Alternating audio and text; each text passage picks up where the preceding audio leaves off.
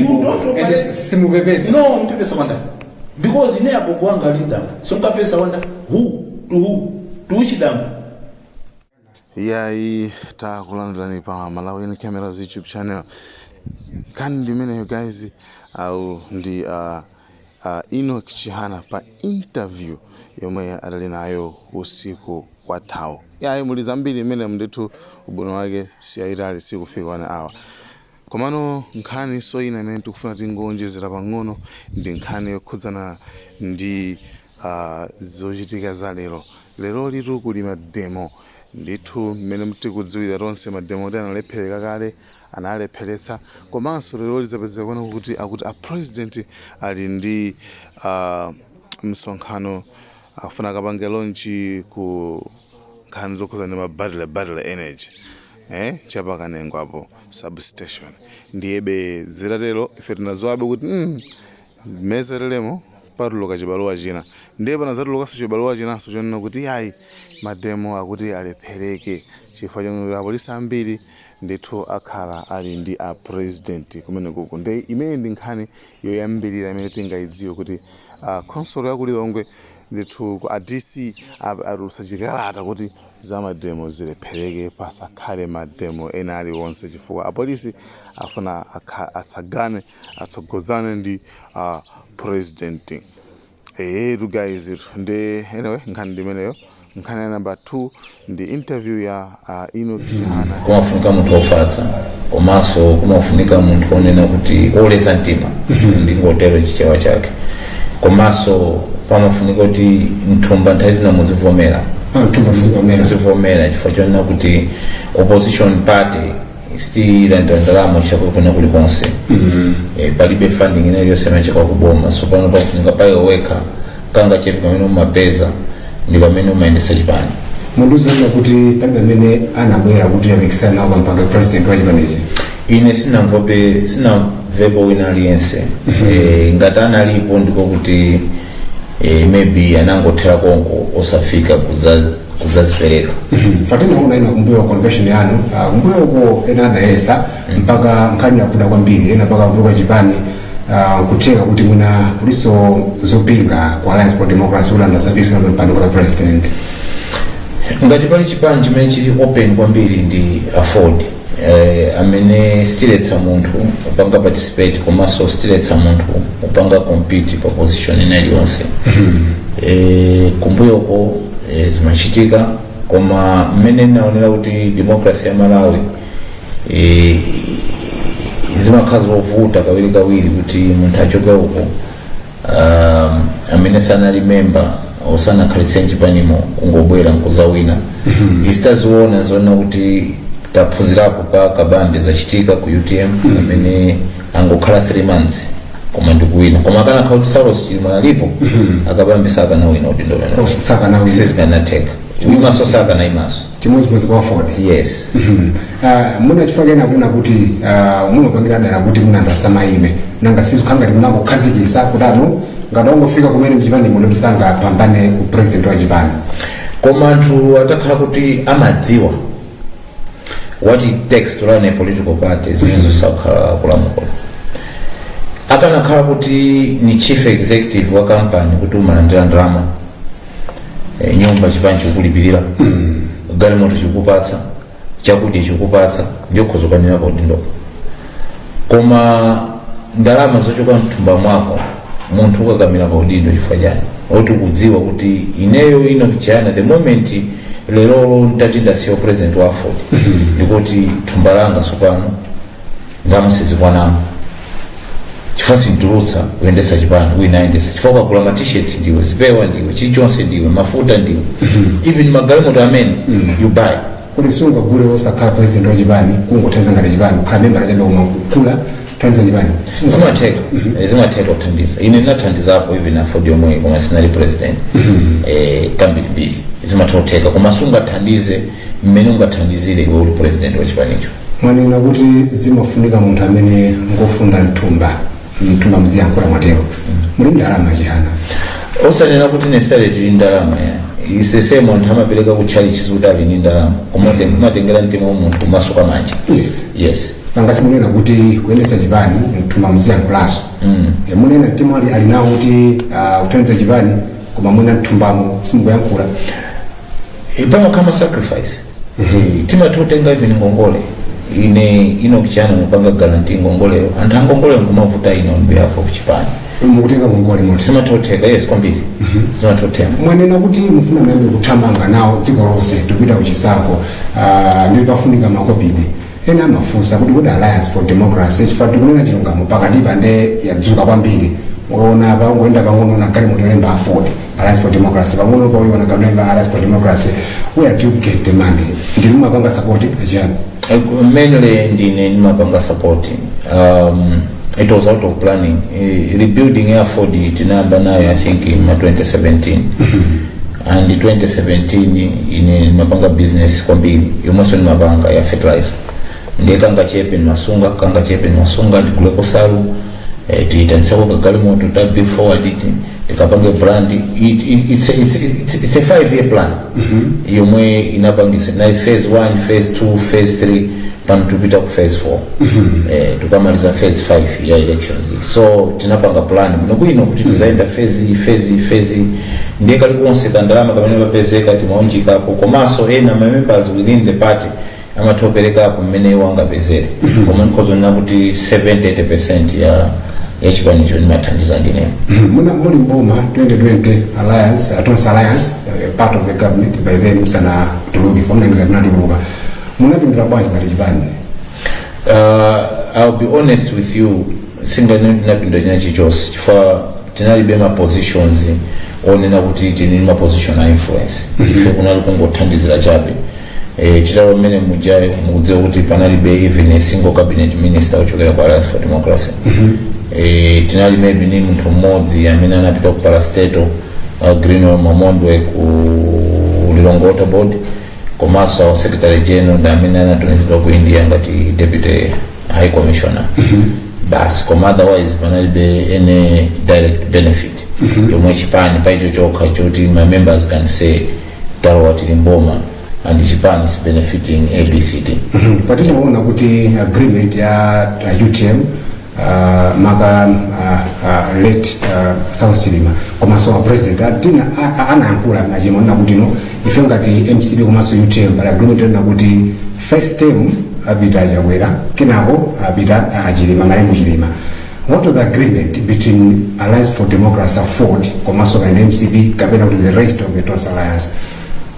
Choyamba agreement neno kuti tendere limodzi tiwine boma mumadziwa kuti alliance ndina coalition government ndina in alliance simaendera constitution kweni komanso simapanga violate constitution yes imakhala gentleman's agreement koma mukakhala serious matokhala pansi ndikuuzana kuti wina akapanga violate ichi ma consequences ake ndia amzomwe sinabange tinangokhulupirirana tentero mu alliance tiwine tikawina tizakhala basi ndikupanga boma limodzi zomwe sizinachitika nangokhulupirirana basi gentleman's agreement yeah ndiye mukuona kuti zimene munagwirizana zidawonetsedwa sinabonetsedwa chinakula ndi chani zime kufusa limene limafunika umfusa president amene amatsogolera alliance usatijaona usafusa chifukwa ameneyo ndiye analiso pano wakhala pampika amene une kugawa anayekugawa kuti izupita ku PP izupita kwa Ford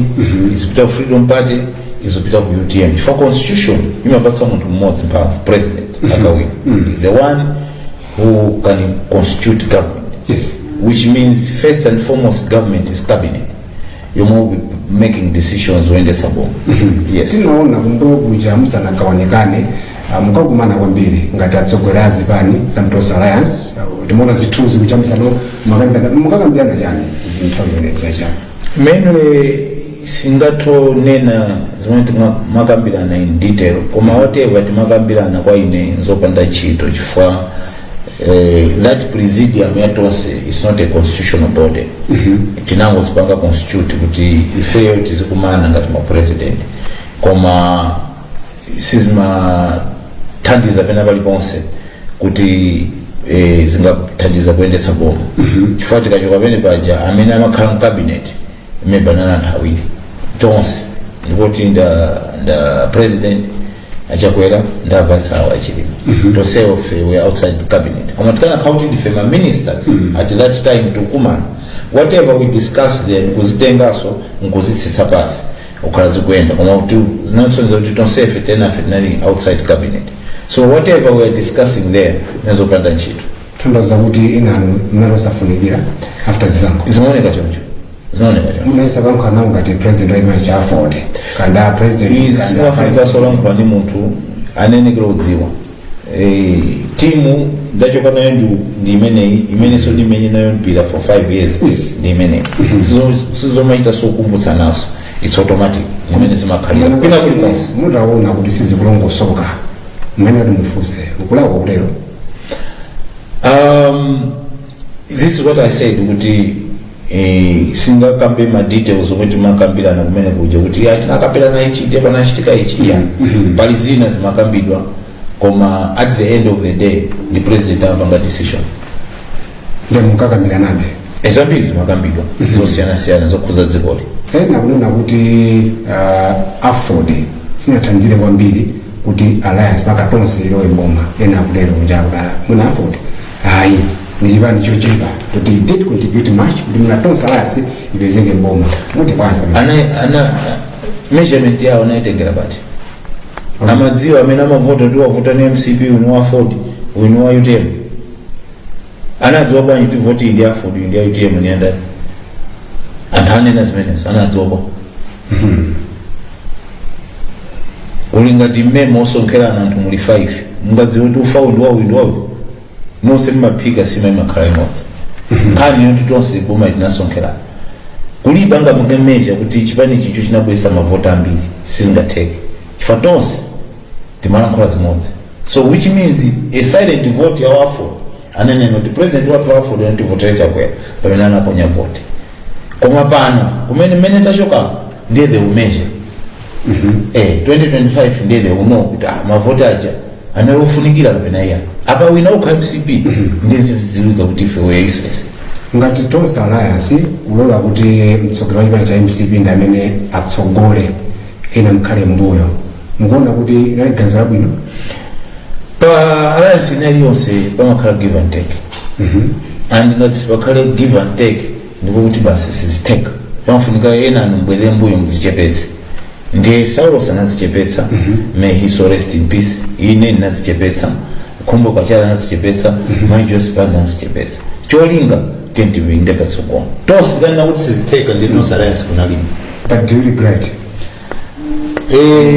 it's part of life and it's part of politics mukupanga regret koma yes umapanga regret but it's part of politics imakhale in process is nachita is nakwitsa hapo ndi hapo next time sizapangaso yes nkhani yokuza kukhandima alliance tubira chisankho next year tapange bwanje through experience makamtos alliance munena kuti sizinalongosoke nizita bwanje because even Malawi are complaining to say no I think mnango anamiza Malawi kuti ngati tonse alliance and anavoterani mababa mugawana uyakupanga zake tizipanga bwanje alazo tizipindira Malawi kuja ichoyamba ichonena kuti mukudziwa tonse alliance jenapangidwa in very few months chifukwa chonena kuti we didn't have time yokwanira kukhala pansi mpanga plan malinga ni court process most zinaendera yes ndiye the planning the sitting kuiona so vision ekutsogolo zinativuta koma this time I think this will be a reference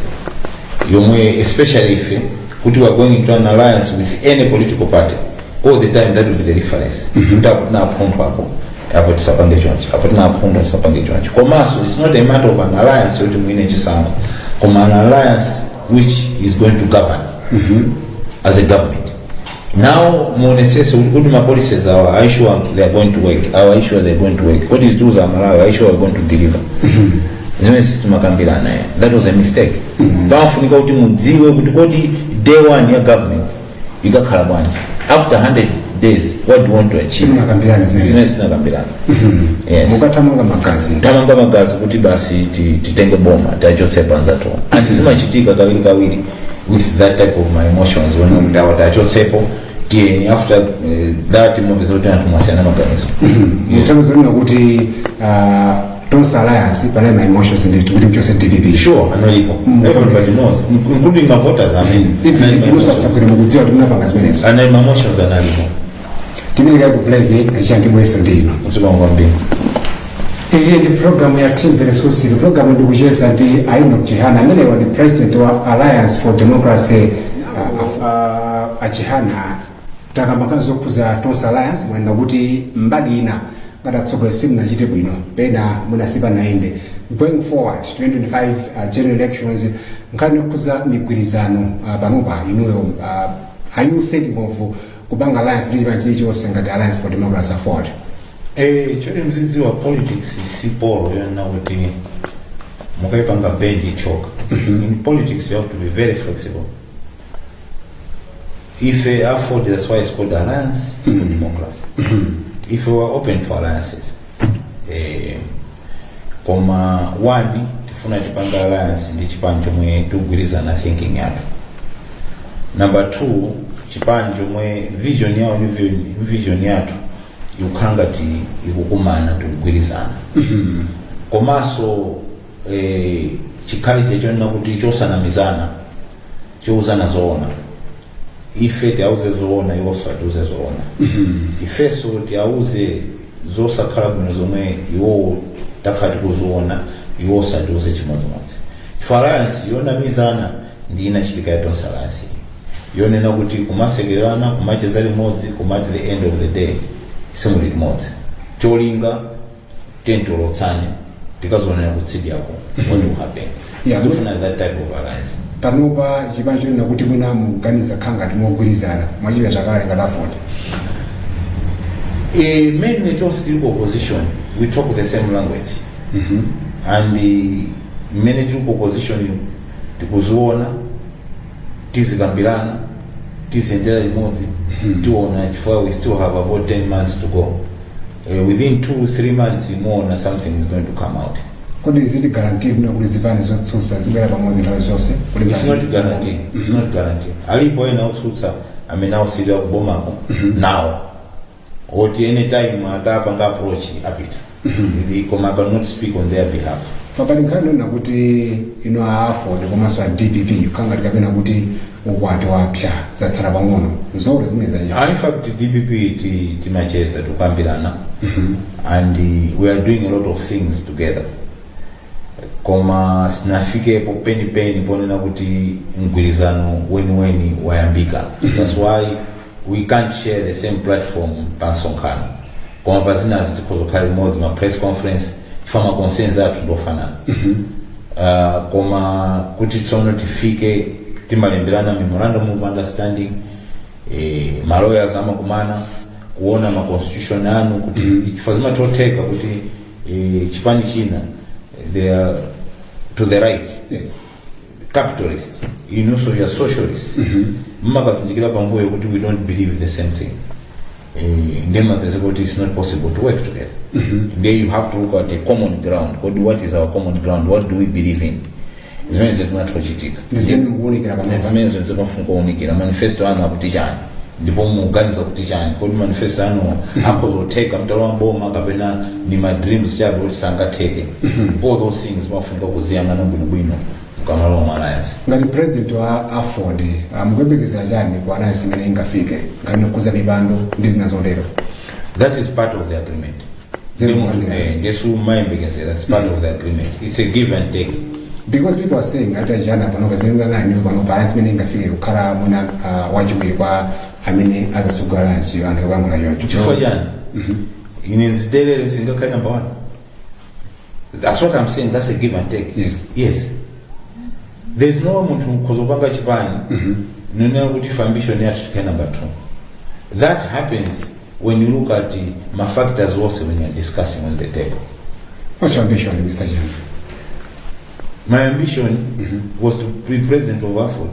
No, and I've achieved. Alliance. What's your ambition? I'm the president of the party. I have to be president of the country. Okay. Chipani Bondika, they feel Putineo, I should lead. I should become president of the country. Not alliance meaning I feel you can president of alliance model.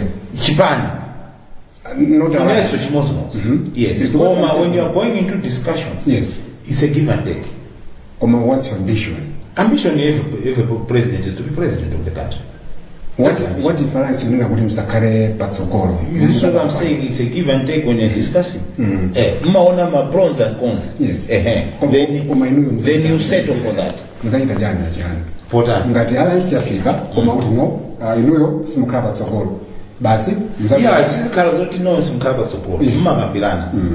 Mukakhala pasi mukakambirana maona ma pros and cons. Then you don't look at yourself. You look at the country.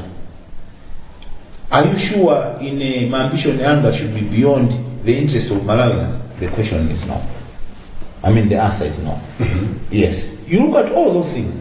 Then you settle for what is good for your party, for the people of Malawi. That's what even Salos Chilima did. He settled for number 2. While he was already number 2 as president of the country. For the sake of the country. You can have a very big ambition. Yes. Even to be president of the whole Africa. If I look at it, the interest of Africa is beyond me. For the sake of kutitendere most. Are you ready kuzitsitsa? Why not? Why not? Nazitsitsa kambiri. You know, I'm a very humble man. Nangasa ndona kuti pano pakanga ndi afford ya nyamuka. Chifukwa kandi misonkhano kunena muuna mtima ata umabwera. Now mamba kudziva ta afford panopa pikani pato katika chokupita kapena ka president wa alliance. You know, as I said, for the sake of Anton, Tumatodzitsitsa. Every president's ambition, every political party wants to govern. That's why it's called a political party. The first and foremost, every political party ima kan constitution yao, ni manifesto yao, ni president wao, ni executive yao. Cholinga nukatenga boma. Full stop. Cholinga cha chipanchi chose alliance ya, nukatenga boma. So tima karedi, even panopa in I'm ready. Even unpasa boma mawa, I'll start governing and changing some of the things I see. Why not? Now kwachana zoneka kuti khangati mawa amene munayankhula kuboma ililili mulibe mawa abwino. People are saying Mr. Jana is bitter. I'm not bitter. I say the truth. What is it that somebody can point to Jana Lonkrez is bitter? What is it? Because I've talked to Guti, one, there's no forex in this country. And that if that is bitterness and so on, the forex jandiyo nanena kuti boma ilili pa oxygen. But patient alipa oxygen. Chango tsala nchonena kuti makolo akhale pansi. Patient utichotse oxygen kapena chifukwa dokotala nena kale chotsa oxygen. Boma ilafakala. You can't have a government or a country where chilichonse is scarce. Chilichonse in this country. Chilichonse is scarce. Things that matter. Fuel alingati enough yomwe pita kumtima. And I'll help you. Malawians, are you sure Malawians, you think this is normal? It's not normal. To go to a bank today, if I want to travel, Singapore is $700 bank. That is not normal. Oxygen. It's not normal. The oxygen. The good when oxygen. Still puma, that is not normal. But Malawians, they think it's normal. To be given chimanga. Yes. It's not normal. To have no fertilizer is not normal. Inuyo madollars mulibe makwacha mulibe. So what do you have as a country? But uyenda Malawi madollars muli nawo. Hayi. Chabu ino madollars taponya tipase ni makwacha mulibe. Kuma kunena kuti the thing is muna ngati dziko we are not exporting much. Ndezi kuvuta kana kuza forex. You are part of the government. Help in any way. I was not part of the government. Yes. I was part of the alliance. Yomwina winisa bomb. Not government. No, I was not. No, but because to be part of government. No. Yes. When they say you're government, it means you can make a decision on behalf of government. I couldn't go to any office and make a decision. I was outside. Yes. I was outside. So you're not part of the government? No, I was not part of government. How are you? Kuda jana, anako lonjezani jani kuboma kuti sana kwaniritse and munakumulwa najo. Mchana? Ndizaniko zanu kuti tonsa alliance sina lonjezani china chichose we didn't plan. Yes. Ndi boma la Pangozi. Pangozi mmango tolana kwera ngamoto yipita uchipata. Kwazona uchipata komanda. That's what we did. Yasana kuziri. Yusina result ya chiyo. In I can't sit here nina kutacha kwa na club nkonja za njino. Mbikuwana mizira. Mbikuwana mizira number 1. Sina renjezani china chichonse nitacha kwa. Yamuna maremu Saros Chilima, because the Venamanga one the president by then kana kuza Mazara Sisija. Also I remember if I'm not mistaken, no Sangabo Mkwezanda IUTM. If I'm not mistaken. Yes, 2019. 2019. Yes. Now, Mungu pita kutosa alliance. Maremu Chilima. Ana kuzani jani zokuza alliance menena kabila ya tosa. Sana nduze chicho sifoti mabangira imozi. Ndikuti kuti madziwa timapangira remote cholinga chomwe timapangira what we discussed ndina kuti who should be number 1, who should be number 2. We didn't discuss about number 3, number 4, number 5, number 6. It was a gentleman's agreement na wili tsogolani 10 basi sema kuelezana basi zomwezo nkhani yokuza na electoral commission make kulingana na kuti justice Anadon Talimanja muna kuda kulipa sulindo ndikunama. Yes. Mukuteka. Yes. Ende mnanena maona kuna kuti mwina ngati anga kwise ntchito makina as mathematic nde kuti mwina apite kudambwe akapange zimenezo. I think I'm right. Yes. Mawa menaja akupalira ni moto. Mukudziwa zimenezi ajana. Choyamba ni kambe nkhani ya Amayi Talimanja. Amayi Talimanja is not personal kutatule password. Yes. The reason why zipani zina kutoa jatule password ndo maybe ndawili. Number 1, zipani zonse takwilizana kuti si mathematic tisaigwise ntchito. Zipani zotsutsa? Zipani zotsutsa. Si mathematic tisaigwise ntchito. Iwo wakukana. Chifukwa chake zipani kuti ngati mukukana, we are the stakeholders. Iwo chisankho akapanga okha. Mise iwo akakhala electoral commission, it means ni referee wa matimu ukulina kulina. So ngati timwina ikunena kuti these things are fair mpira ndo wakupha iweyo lifali neno tia mmenya omwe ingapile ngati iwo they need to listen to us, also to listen to the other side. Number 1, it's not personal akuzokhala pompaja as long as the rules of the game are fair. Bas what be that. Yes. When you talk of nkhani yona kuti anipalira moto palibe nkhani anipalira moto ndipo palibe so moto kwera so kwa ine palibe chifukwa when you talk of Dambwe ni kumene mitundu yambiri yosiyana sache waokaya. Uli Dambwe la ya kujana ni kudamba. Alomwe sali ndi Dambwe la achewa sali ndi Dambwe la. I was not specific to which Dambwe we talking about. Koma certain grouping inazadzuka ninota jana apepese inesinga pepese to anybody at any given time. For Dambwe belongs to anybody, any grouping. Yes. So why you specific to come out and say that Jana Pepes? For one, in a sina chule ntundu. In a galaxy Dambwe la chewa. Something else. Nango Dambwe. Maybe I meant Dambwe la I meant Dambwe lalo. For my war, anango zuko kuti apepesa Jana. Number 1. Number 2. Yes. Afford. It's Alliance for Democracy when we say democracy in this country. Paramount to democracy is freedom of speech. Yes. Nobody can grouping into Wanji cannot stop me. Kujinjira nkule. Palibe. You have Kulibe. I have that freedom to talk. Yes. I have that freedom to talk. And nobody will gag me at any given time, Kulibe. And if we fought for this, and we are going to fight for this. Kulibe muntu kandiwe chipani kandiwe boma kandiwe ndani umuletse mmalawi kulankula ndufulu olankula. Number 1. Ufulu wote apange asembo apange zimene alufuna. Number 2. Ufulu opemphera. Number 3. Don't force anyone what to say. China aprepekani tsigulani kuti gula amatishewa heritage. Yes. Tachifuna kuti anampla wife atulankani. Yes. Now we know ajana bebese, are you surprised ndi zimene agreement danena? Kombi, I'm very surprised. Muona kuzijogera chifukwa ine mayanga ndachewa. Yes, ndachewa. Mayanga ndichewa, osatiso nchewa ambaye. Mayanga ni mwana wa chief mwasa amena na paramount chief. Mukasungu. Amena na belega ina. Andi ni magona bedi mozi chief mwasa. Gule onkulu jenda mwana. Andi neso gule onkulu napita. Traditionally, mwana kalakwisa nkani hada ya mwima trabuda. Sitera kwa kilankani. I've never seen this. Muona kuti zijogera kuti zimene. Hizi ndudaba. Chifukwa nkhani ya dambwe sipita kwatola nkhani press conference chifukwa kudambweko kulibe atola nkhani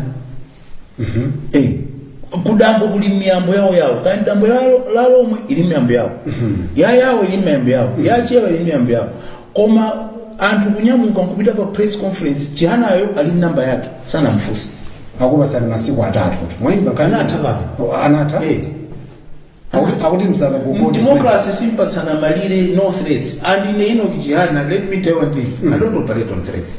You don't? I'm leading a political party, my brother. In my brother, I'm leading a political party. I want to take over this country. Then we'll be small grouping, yeah. No. I will be commander-in-chief.